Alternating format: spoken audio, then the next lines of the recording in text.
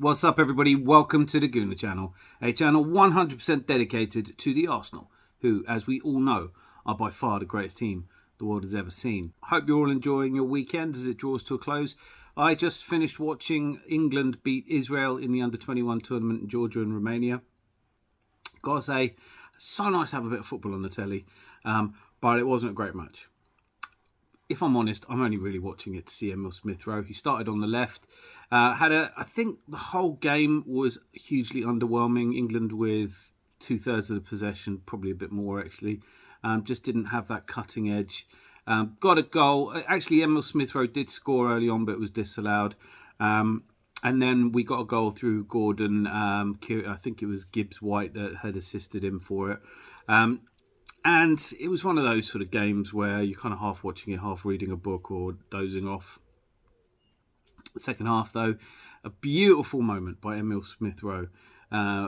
Inside on the left, pinpoint accuracy, strikes the ball after exchange with Gibbs White and hits straight for the bottom left-hand corner. Diving keeper, nothing he could do. And really, once they were 2-0 up, England were home and clear. And they are now through to the next round with their next game against Germany. Germany, I think, are out, if I'm right.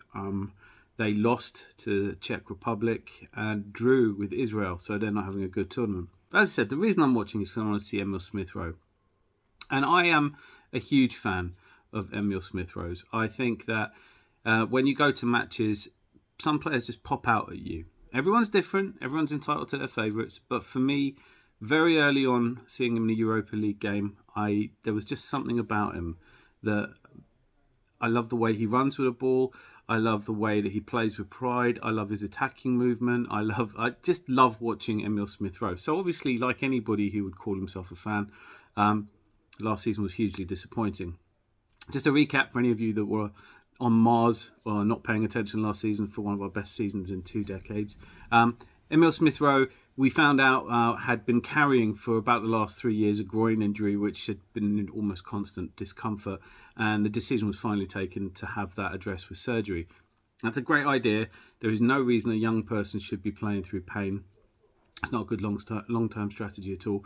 So once he'd had that, we realised that coming back from an operation is always difficult. But he just did not get any game time. Even when it was quite obvious he was fully fit from about late February on, even though other players were getting some game time, Emile Smith Rowe was not. And so, this led to questions, especially as we went through some tough patches. Vieira's obviously given plenty of opportunities, even though he wasn't really taking them.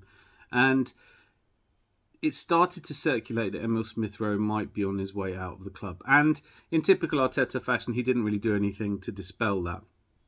As the season wore on, he got fewer and fewer minutes. Clearly, his preferred position from the season where he did really well was on the left. Martinelli's taken that position and Trossard's coming and taken that position.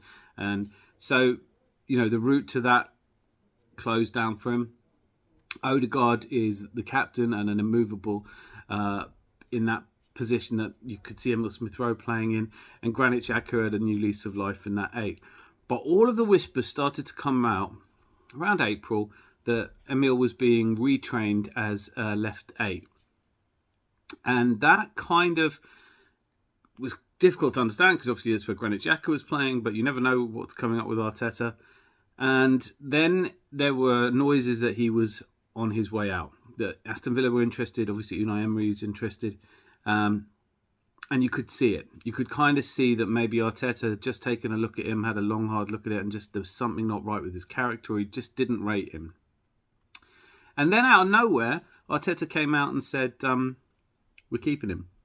Kevin Campbell was one of the last ones to say that people he knew in the coaching staff had said, no, we're retraining him as a number 8.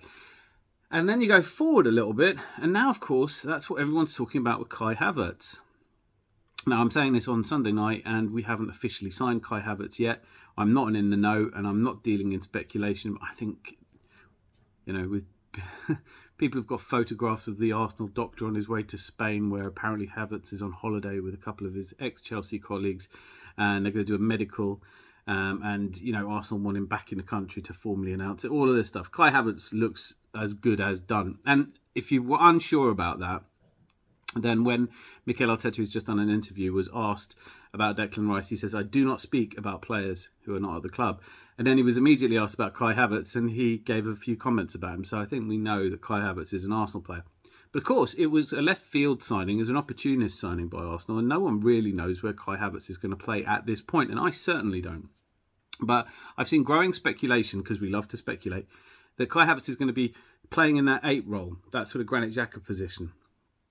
I don't know if he is or isn't, but if he is, he's got competition from Emile Smith Rowe. I kind of look at this as the haves and have-erts, right? Because Emile Smith Rowe has done it in an Arsenal shirt. We have seen it from him. We have seen it more than enough to excite us. Footballers like Emile Smith Rowe don't come around that often.